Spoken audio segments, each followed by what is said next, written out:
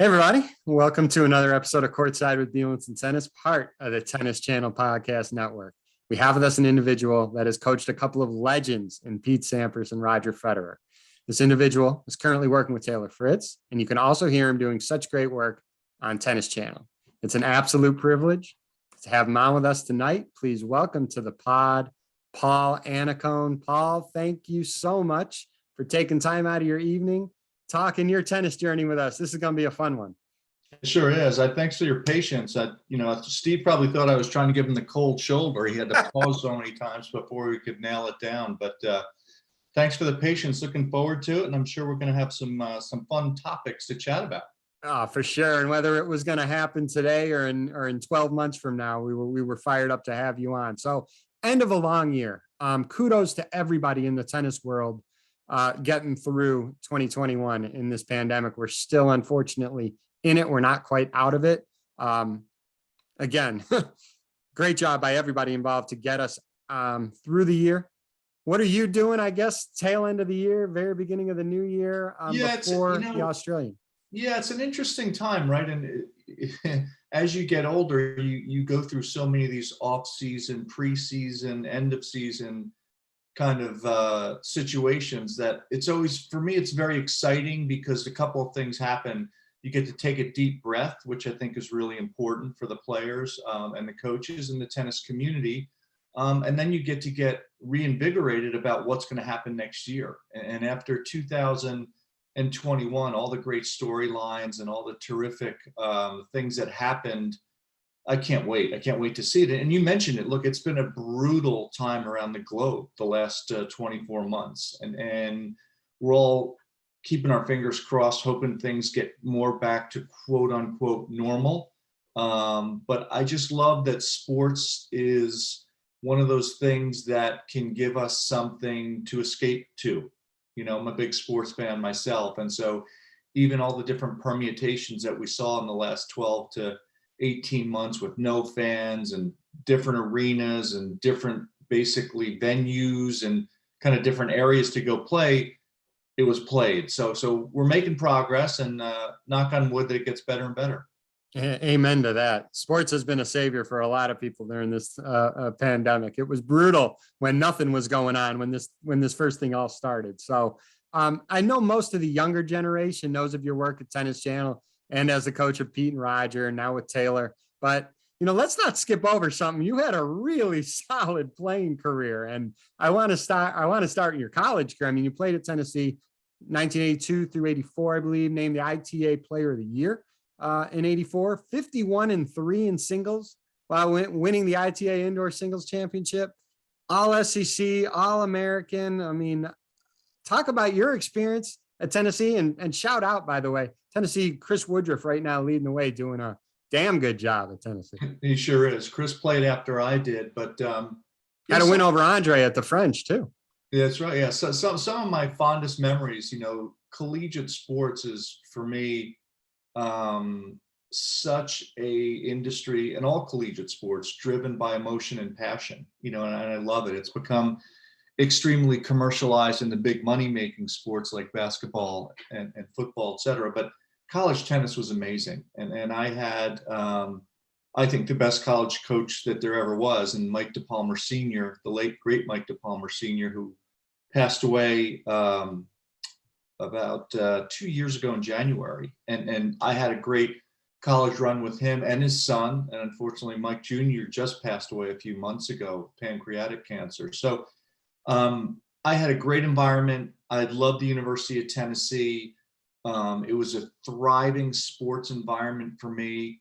And it's really where I came into my own. I never played an international, any of the majors in junior tennis. It's always pretty good, never great. And college was really my launching pad and enabled me to actually believe that I could play on the pro tour. And most of that was because of Coach DePalmer.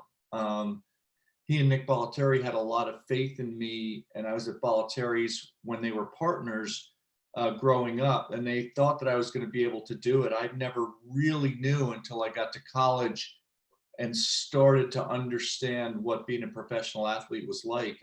And thanks to Coach D and all the folks back in volunteer land. And I also had, my brother was my coach. My brother coached me my whole career, and he was and is one of my best friends on the planet and an unbelievable tennis mind. So I had a lot of good people helping me.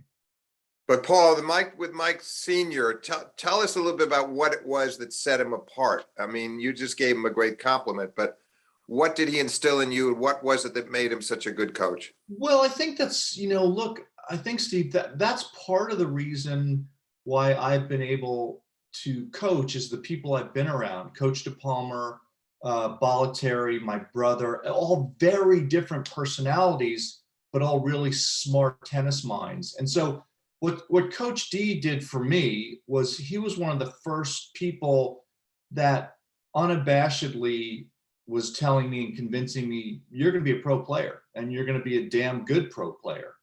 And just no, bells and whistles, just felt like that from the beginning. Ever since he kind of saw me when I was 13, 14 years old, he always just had this belief in me. And I think that was my first initiation of understanding what confidence was and understanding what was necessary to have that confidence. But the thing coaching wise, where I thought he was so amazing, was his personality.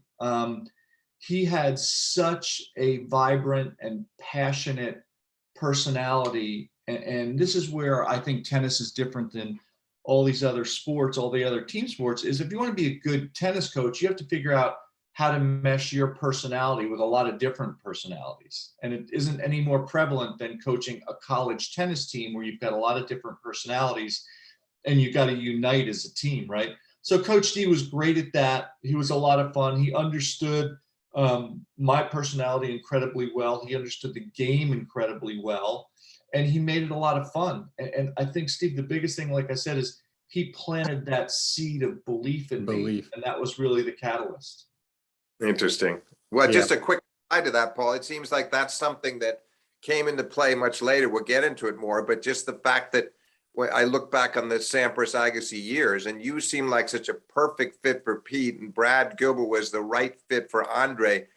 That might not have worked in reverse, right? So getting back to what you said about personality, isn't that?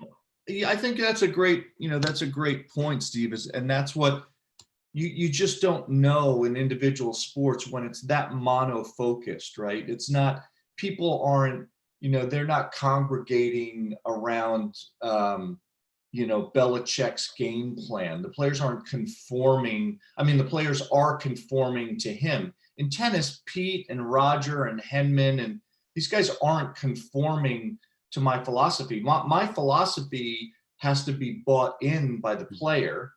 And what you have to do as a good coach, I think, is you have to find a way that you can articulate your philosophy and your strategy a lot of different ways, because different players, Pete, I had to be really succinct with. Pete didn't want to talk about tennis till he was blue in the face. You have to be clear, succinct, and simple. And that's what Pete was. Henman would stay up all night and talk tennis and gadgets and this and that. And Roger was somewhere in the middle of those two. So you have to figure out how to manage those different personalities. And you said it, Andre and Brad were terrific for each other, and they kind of thrived off each other's energy.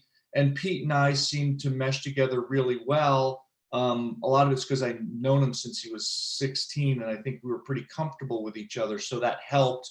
And of course, I had the late, great Tim Gully in my ear mentoring me, helping me navigate a very challenging time, and helping me understand what it was going to be like to do that job. So I've been really, really fortunate and had some great players, and more importantly, some great mentors that have helped me kind of pursue this. Brad Gilbert echoed your thoughts, by the way, when he spoke with us. He said the same thing with Andre. He could speak, and Andre had photographic memory. He remembered everything. He can go into great detail and talk about tennis with Andre forever. With someone like Andy Roddick, he could not go into that much detail with him. Andy just didn't take it in like that. Andy wanted clear, concise, and let's move on type of thing. Yeah. So great minds obviously think alike. We're going to get into a lot of your coaching philosophy and your experiences there but I don't want to skip out on your pro career because you had a damn good pro career. I mean, singles ranking of 12 in 1986, won 3 singles titles, Wimbledon quarterfinalist in 1984, and doubles even surpassed those results when you won 14 tournaments, career high doubles ranking number 3, Grand Slam winner, right, with Christo van Rensburg in 85. Yeah. Later stages of your career, finalist in the Open with David Wheaton, I believe. Yeah, I picked good partners. Good partners. You know, you got to make sure you pick the right people. You're only as good as a company you keep, I think. That's just not in sports. That's in everything in life, right? Exactly. Paul? Exactly. But you, I mean, talk a little bit about your experiences on the Pro Tour, because you had a really good career. Yeah, look, I love playing, and I played a unique style. Steve probably remembers, and you may remember a bit of me just kind of rushing the net and at all costs coming forward. And because it was so different, I think it was really important for me to trust it and to buy into it. And I think that's what Coach DePalmer and my brother especially, really helped me understand that, you know, you have to believe in the way you play. There's a lot of players that are better than you when you stay back. There's a lot of players, but there's not a lot of players that can relentlessly put pressure on their opponents like you can, because of your hand-eye coordination, the ability to chip and charge and take the ball early and get on top of the net and steal their time. So I think Steve, my brother, was incredible at managing that. And you know, I went through a couple different times in my career where I tried to become better from the back of the court. I had some brilliant tennis people, legends, who I'm not going to say, that were unbelievably helpful to me, but said, you know, you really got to start working on your ground strokes more. You got to spend more time. And I did that. I spent a lot of time, and my ranking went from 12 to 40. and you know, in the middle of all that frustration, I was working hard. I thought I was doing all the right stuff. And here I had the great, you know, mind of my brother in the corner through all this. And finally, when I kind of got to the end of it, I said, Steve, you know, what's the deal? I'm working so hard. I'm hitting the ball much better now. Look at where I'm ranked. What's going on? And Steve said, you look much better losing now.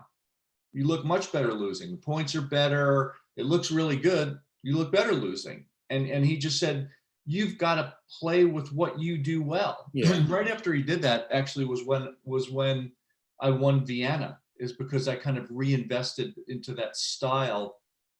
And I ended up beating Kelly Everton in 5 sets. I beat a very young Peter Korda, but I reinvested in that style of play. So again, my coaching philosophy is about the player understanding who they are as a person and who they are as a player. And that really has to get bought into by the player. And I think that's why I did have some success on the tours, because I inevitably went back to what I knew I was good at. Do it. Know what you do well and do it very well, and you'll be fine. You'll have success. Exactly. As far as coaching, and you know, the connection with Pete is quite interesting, because it was in 1995 in Australia, I believe. You were there playing an event. You were still playing. I think you were finishing up. Mm-hmm. Pete was there with Tim Gullickson, and Tim got sick. And we remember, I think it was the quarterfinal match with Pete and Jim. And you saw the emotions from Pete, and it was, again, you don't see this a lot in sports, and the public views these people as robots, and these people are not robots. They're humans. And you saw, and I know Steve Flink can speak to this a ton with his knowledge of Pete. You saw Pete's emotions get the best of him that night. I mean, you never saw Pete break down like that. And the reason being was because Tim was sick, and we're also sorry with what happened with Tim. You were there, not part of the team, but you knew Pete for a little while, right? And it just, when Tim had to fly back home, you kind of took over the reins at that point. Yeah, I mean, it was a really tough time. I've been there and hanging out with those guys during the tournament and been to the other matches, et cetera, et cetera. And I remember when Pete was going to play, I don't even remember which match it was. If it was Magnus Larsson, I don't remember. But I right before the match, 20 minutes, I said, "Where's Gully?" And I just want to grab a ticket so I can come sit with, with Timmy and watch. And he said, "Gully's in the hospital. And, he had an episode, and I was like, oh my gosh. And he said, yeah. I said, what can I do? And he said, it'd be great if you went to the hospital to see him. And so that's what I did. I went to the hospital to see him, and also did see the match. And then when they found out what the diagnosis was, we were all felt like we had just gotten punched in the stomach, and didn't even know what to do. But Gully was Gully, and he was like, listen, can you just stay down here and just hang out with Pete and help with all of the stuff that needs to be helped with. And I, at the time, had also been helping Jim grab a little bit. And so I'd done a little bit of coaching, and I'd helped a few different players, and these guys were all my friends. And I said, sure, and I'll talk to you every day, and you can, hold my hand through this. And we all just said, great, this is what we'll do. And the goal was to make the best out of a horrible situation, and hopefully for me to hang on and help as long as I could, so that Gully could fight the good fight and inevitably get back. Well, he fought a hell of a good fight. Unfortunately, he didn't get back.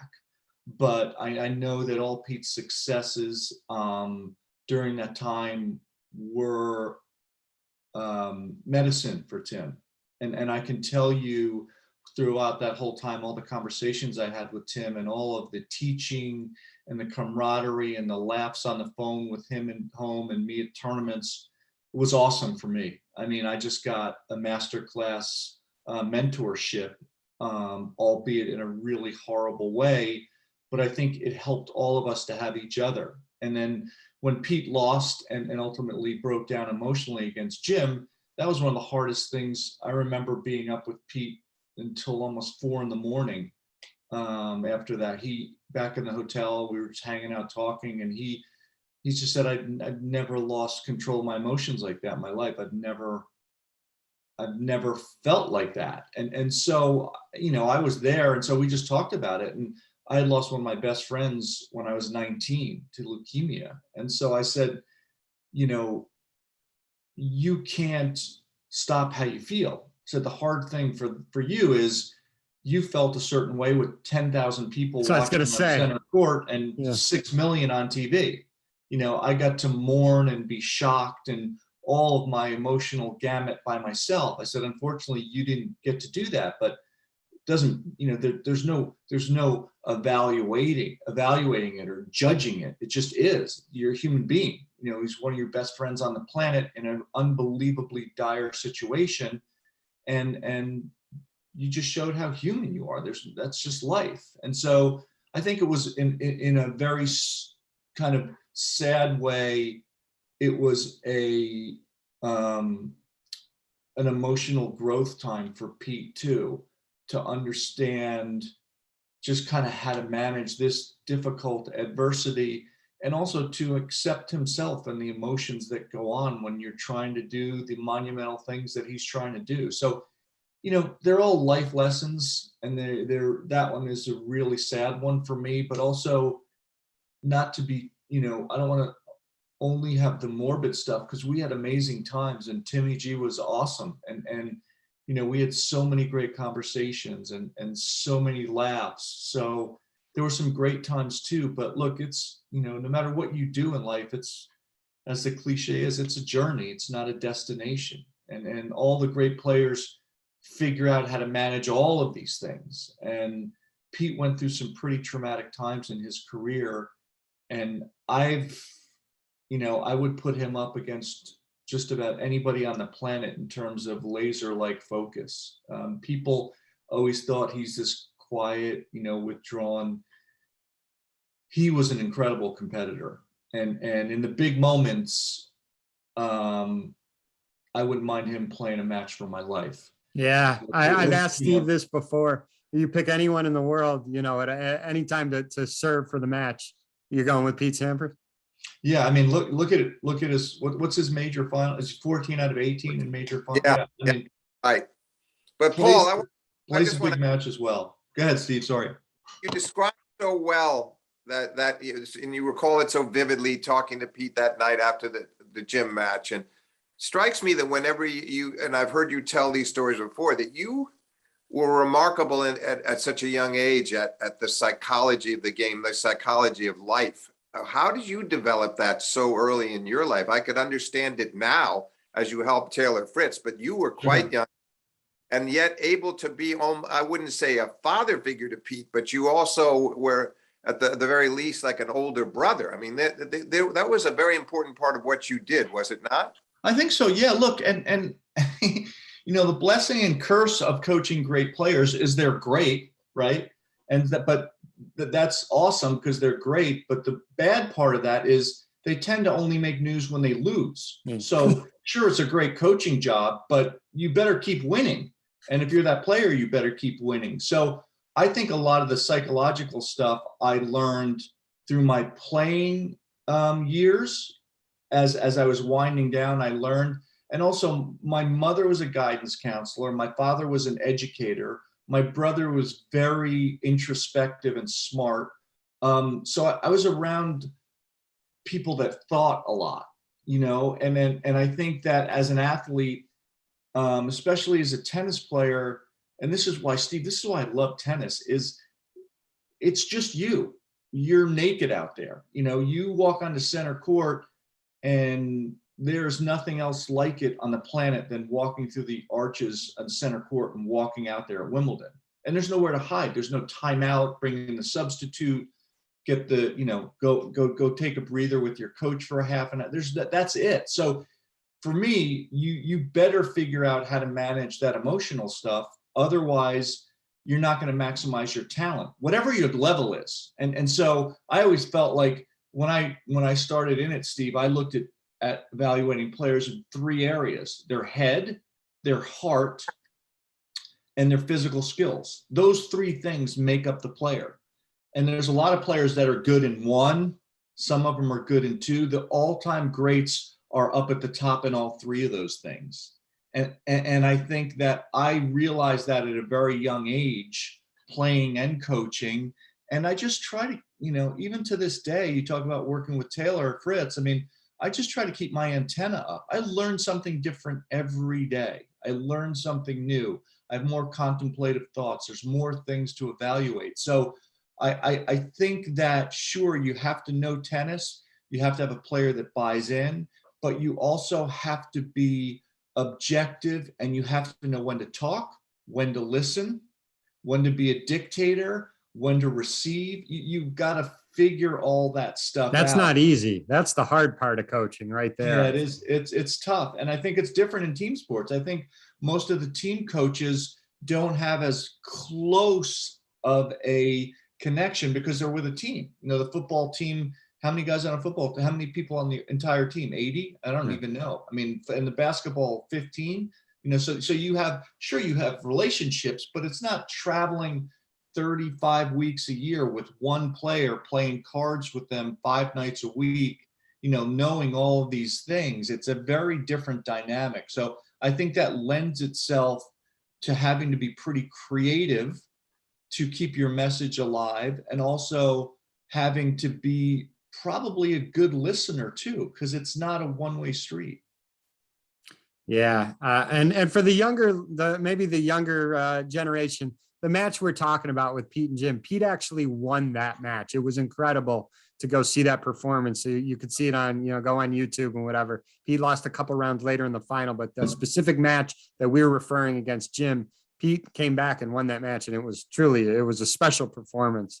I know everyone wants to know about your work with Roger. So if you don't mind us transitioning over to that topic, how did that all come about? And a question that we'll ask later on with your current work with Taylor is, how do you kind of go about what worked with Pete may not necessarily work with Roger, and what worked with Roger may not necessarily work with Taylor. And that's just that's how the greatest coaches are, when they kind of adapt to each player they work with. But if you can talk a little bit about, you know, your work with Roger, that'd be awesome. Yeah, all that stuff. You're exactly right. And I knew that from the beginning. I knew Roger through working with Pete and also coaching Tim Henman for almost 4 years after Pete. So I got to be friendly with Roger and his family and his agent, and I'd known him pretty well. And then I got a call, I got a call to ask if I had any interest in, if I would be interested in helping him and in working with him. And, could I come to Switzerland and spend a couple weeks just together to see how it went? And I was like, sure. So I went over there and we went out to dinners, and, I got to know them even more closely, got to know Mirka and the kids and the team much more closely. And, the thing that in those situations is it's really important for the coach to understand who they're with, right? Because everybody's different. You mentioned Taylor. I've been with Taylor for, 3.5 years now. And it's a very different developmental phase than starting with Roger Federer, where he was at that late stage in his career. So I knew who I was with. I'd been with someone that achieved a lot, so that I understood that dynamic a bit. And then it was about understanding his subtleties and his nuances, how he liked to hear messages, how he liked to talk about tennis, when to talk about it, when not, what buttons to push. Those things only can come if the player and the coach have a relationship that's mutually respectful. And Roger was amazing from the beginning. I mean, he was unbelievable from the beginning. The first day we walked on the court in Zurich, he said he was hitting balls. And after 10 minutes, he said, okay, what do you want to do? And I was like, it's that simple. I just tell you what to do and you're going to do it. And he goes, well, maybe not that simple, because if it's something I don't believe in, then I'm going to ask you why. I'm going to ask you why. And when I was a kid, they used to call me the why man, because I always wanted to know why we were doing stuff. But if it makes sense, yeah, we'll do it. And I could not believe how receptive he was to ideas, philosophies, even stuff that he didn't really. This is why he's one of the most, I think he's one of the most unique human beings. I've never been around anyone that's that successful, that's so willing to listen. And just, he is so good at taking a step back and taking a breath and evaluating and not having a rush to judgment. He lets things digest, and he lets things kind of simmer so he can figure them out pragmatically. He's one of the best people. Pete was awesome at that too, but in a very different way. So I think, Roger, when I started to understand all these little nuances, I knew he loved tennis. I couldn't believe how much he still loved tennis. I still, to this day, still don't understand how he loves to practice like he still does. I mean, the guy loves the game. He's so happy practicing. There are times when we were in Dubai and it's 125 degrees, and the guy's laughing and having a good time through 3 different shirts and 2 different practice partners. And Pierre Pagani's on the court making him do jumps over benches and throw medicine balls and picking up his racket and doing drill and loving it, and just loving it and kidding and having a good time. I think a lot of that is because he's had such a good team for so long. Severin Luti's been at his side forever. Is maybe the best coach that people don't ever talk about. I mean, the guy's incredibly good at what he does, Severin. So all of these little things come together.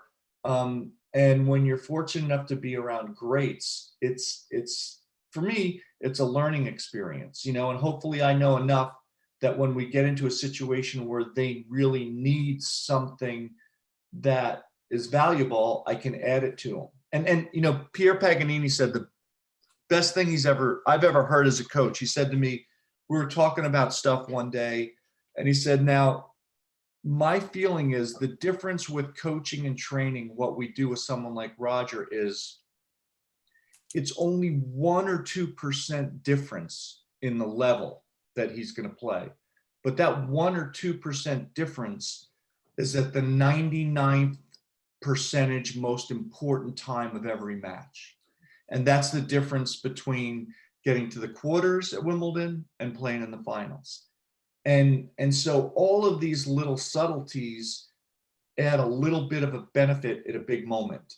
And I tell you, Pierre's just, he's an amazing individual. Just, I learned a ton from him, but just a great mind about how to train, why to train, and all of the training habits that pay dividends in moments like that he just talked about. So look, it's amazing. Roger's just one of these guys that you could spend all day with. I mean, what you see is what you get. He loves people. He loves life. He's a citizen of the world. One of the most optimistic people I've ever been around. And that's why even through these times of adversity right now, you know, he genuinely still has a smile on his face, and it's about how fortunate he is and the challenges that are ahead of him. So it's, man, it's been a pretty fun road. Paul, talk about the differences and similarities with Pete and Roger as a coach. I mean, and I start off with the supposition that these are two, you know, self-sufficient guys. I would trust either one of them to go out there and do it on their own. That's not disrespecting you. I just mean, I think they're remarkable that way. So how was it similar? How was it different in terms of how you went about helping them? Yeah, I mean, it's a great point, Stephen. You know, I said that to Pete at the beginning. I said, why do you think you even need a coach? You know, and you know, and he said, well, you know, no matter what I know about myself and what I know about tennis, I can't see everything while I'm out there trying to do it. You know, and I need somebody that I trust that's got, you know, the computer that can sift through the right stuff that makes the most sense at big moments. Roger was the same way. Roger felt the same way. They both knew, even as smart as they were, and as much as they trusted themselves and as self-sufficient as they were, they needed the right people to help them at just those moments that really matter. Now, the biggest difference is Roger was and is a global icon that embraced it and loved it and loves it. And he's, you know, he loves going all over the world and loves bringing his family. Pete was not. Pete, as you know, is an introspective guy, comes from a Greek middle-class family, and you know, brother, a couple of sisters, and he, you know, wasn't born to be in the spotlight. But where he was born was to hold up as many major titles as he could. And I asked him about that early on, and he said, you know, after I lost you've heard this story 50 times, you know it, but after he lost in the finals of the Open in 2002 to Edberg, that's when he made a decision of why he was going to play. And I said, what do you mean by that? And he said, you know, I could just play and I'm going to be 4 to 6 in the world or 8, and I'm going to make $6 million a year. But you have to look yourself in the mirror and go, why am I playing? And after he lost to Edberg, it took him a while, but he's like, all that matters is how well I do in the majors and how long I can stay at the top. That's all that matters. That's why I play. Yeah, that was And 1992. I think you said Yeah. 2000. It was 1992. I'm sorry, 1992. Yeah, I apologize. Yeah. And Roger has a similar philosophy, but I always felt like this, I don't mean this in a derogatory way. I always felt like Roger was the incredible competitor, but he was more like the sportsman. And Pete, I felt like he was that laser-like quiet gladiator.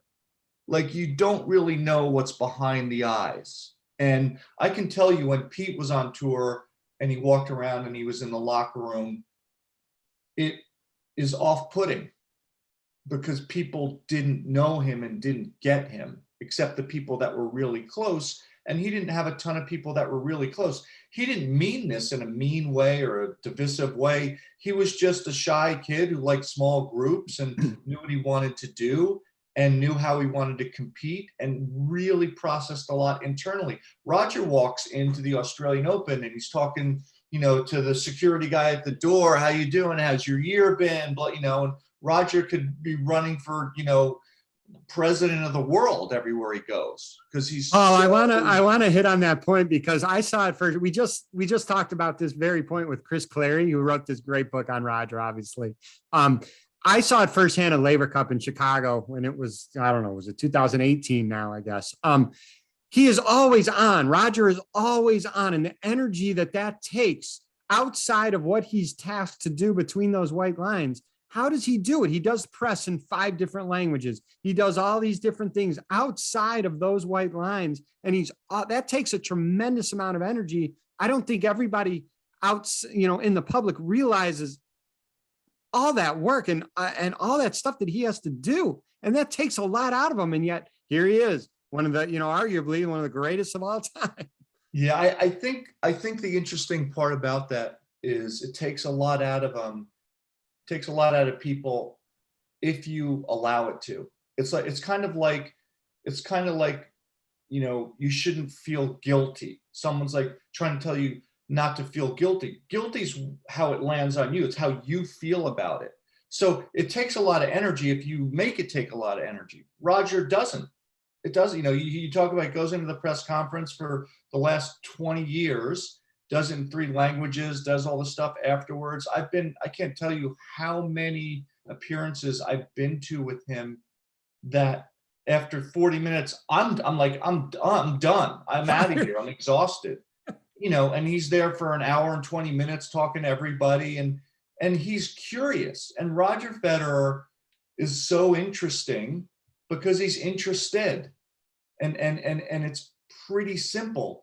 He loves life, he loves people, and he loves the gifts that he's been given to pursue his dreams. And he doesn't take anything for granted, and he's just very much in the moment. And it's hard to teach that.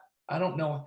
Every time I see Robbie and Lynette, his parents, I'm just like, whatever they did, they should sell, because it's amazing how he's handled all this. And people, you guys both know it so well, people think it's all fun and games with all of that living in a fishbowl. It's not. I mean, look, I was around it just as an innocent bystander for 15 years with, Pete and Roger and Tim Henman. It's friggin' exhausting. It's great fun. It's nice to sit on the floor and watch the Lakers play. I like that. But it's also sometimes it's tiring to not be able to get through a meal, or to get out of the airport, or even to get into a taxi, or, there's some stuff that's hard too. And I've never been around anyone that takes it in stride like Roger. It's really amazing. But Paul, just to quickly return to this theme, you talked about Pete and Roger and how they sort of their presence in the locker room, the differences there. But we were also talking about the sportsmanship theme. Don't you think when it came to on-court sportsmanship, the similarities were there? Because I thought, to me, that was one of Pete's great traits. As fierce a competitor as he was a sportsman. Yeah, I think both of those guys are like that. I think it's misunderstood. I think because Pete was probably less emotive. Who do you think was less emotive? Pete or Roger? Yeah. I would say slightly Pete, just slightly, right? Yeah, I think so. I think so too. But both of them are unbelievably thoughtful when they play. They're really, there's not a ton of wasted energy, but their computer in their head is always going. And they found a way, to compete with ferocity, but also with humility and grace and class. And That's a tough balancing act. It's really, either you're brash and you're busting chops and yelling, or you're not. And they were somewhere in the middle. Rafa does it with a lot more passion and energy, but he's much more energized, but he also has that humility, but it's a different kind of energy. Novak has had, Novak does it in a different way, but he's had his ups and downs, as we've seen over the years, because he is such a brutal competitor. But Pete and Roger are very similar like that. You're right. And I think a lot of it they process through their brain. And I remember talking to Roger about it. And when he was a kid, he was really temperamental. And he just said, I finally realized I can't, he used the term, I can't find solutions if I'm that emotional. So I've got to figure out how to manage that aspect so I can find solutions. Yeah, that's great. Before we want to, talk a little bit, I want to hear your thoughts a little bit in 2022. As part of the Tennis Channel Podcast Network, we all know your great work on Tennis Channel. The coaching in the big segment, I love just hearing, picking these great coaches' brains is like the best, right? Get that going again, because that was some of my favorite stuff. Talk a little bit about your work at Tennis Channel and how you got started with all that. Well, it was a little bit by accident, because after I was working with Sloane Stephens in 2013 and 14, I had some time and someone asked me if I wanted to come into the studio and do like 4 or 5 days of the ATP finals. And so I did. And when I was younger, I did a little bit of stuff for Eurosport at a couple tournaments. And I actually liked it. I really liked it. And especially with the team that they've got there, I had and have so many people that have taught me so much about how to do it. And the thing that was hard for me at the beginning to realize as a commentator is no matter how you do it, a lot of people aren't going to like it, because you just like to hear certain people. Like there's some, I'm not going to say any names, but there's certain people that get paid a fortune that are supposedly the greatest in the world that I won't listen to for 5 seconds. Just human nature, it's just not my style, right? So at the beginning, I had to realize no matter what I do, there's some people are going to cringe, and so you can't please everybody. And Jim Courier has been unbelievably gracious since day one with me, helping me understand how to trust my own voice in terms of my knowledge of the game. Don't be something that you're not, all those things. And the other people that have been there for so long, the players in particular, like Lindsay Davenport and Tracy Austin, and those, they were just so great in helping me figure out myself. And then you have, the hosts who have been amazing. You look at the people I've gotten to spend a time, Brett Haber and Mary Carrillo and Ted Robinson, Steve Weissman in the NFL. And we have so many great hosts that have been there, and everybody's ego has been really good. Martina, the most accomplished person on the planet, has been like from the beginning. Anything you will, just let me know. I'm like, just tell me when I'm screwing up, or right before I screw up. And so everybody has been great. And look, the biggest thing I can say, please don't tell anybody, but they pay me to watch tennis. Yeah, right. Paul, I share that, Paul. That's something we have in common. I mean, it's amazing, right? And I still, I'm a huge fan. Even when I'm not working, I'm in my office, and I usually have the Tennis Channel app going with TC Plus at this station of matches, and then I've got Tennis Channel, and I love to watch players try to solve problems under pressure. I love it, and the Tennis Channel folks have been so gracious and so helpful. I hope I can stay there until I just can't see anymore. That's great. Yeah, I could tell you a whole lot of people like you more than they don't like you. And speaking of myself, if I get everybody in my same household liking me in the same day, it's an accomplishment. Join the club. Yeah, there you go.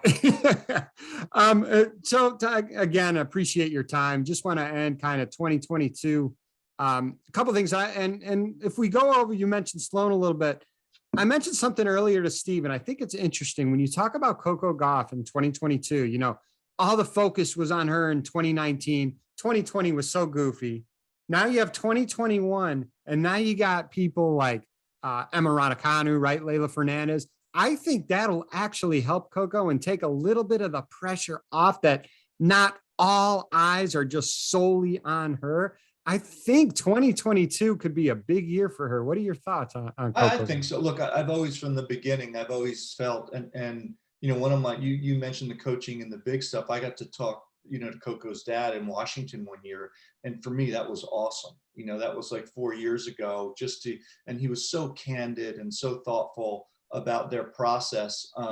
I think that the other young women that are doing great, Leylah Fernandez, as you mentioned, and Raducanu, that does help. I've never felt Coco Gauff as an if. I always felt like Coco Gauff is just a when. And so, she's gotten some stuff going on with her tennis that she needs to fix, I think, her forehand and her serve a bit. And I don't think it's that big of a deal. But the longer you go with something that isn't functioning at the highest level, the harder it is to actually break it down and get it going the right way. So my only concern is, I hope that's what she's working on now, because you don't want to have years and years and years because no matter what you do, you're creating baggage, and hopefully you're creating good baggage. But when it's a shot that, look, we've seen it with Sasha Zverev the last couple of years, right? The second serve yips for a while. It's hard to work your way out of that stuff. But for Coco, she is so good and does everything so well that even the little glitches in her game are not that big of a deal. She's still a kid. She's still a teenager. She's going to be fine. Like I said, it's not if, it's just when. And you're right. The other young ladies that have done so well are going to help her. I think it's going to help her a lot. I expect her to have a really big 2022. And Novak is motivated as ever. You don't see any dip in his motivation. I don't see it. I just think, the biggest thing about Novak, and I learned this with Pete and Roger, is the greatest of the greats learn how to win when they play average and not lose confidence or emotional energy. And most of the time, when Novak was young, that was a problem. And he used up and lost a lot of emotional energy. What I've seen in the last decade, it's been, he's dominated the last decade. He literally has. And a lot of that is because he's learned to win when he's average and not lose his confidence. He's learned to get through matches and not make a big deal out of it. Most of the time, there's always the little glitch, but compared to when he was younger, there was a lot more of that roller coaster. Now the roller coaster is there, but the hills aren't so steep. So I just don't know how you can consistently knock him out of his comfort zone. But this is the first year we've seen those young guys make him think a little bit. So it'll be interesting. Yeah.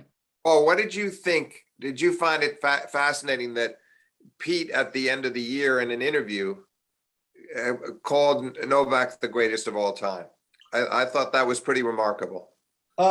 Pete doesn't like to say stuff that pronounced, so I was a little surprised. But I have always loathed the situation because I don't believe in that statement, because I think it's virtually impossible to compare eras.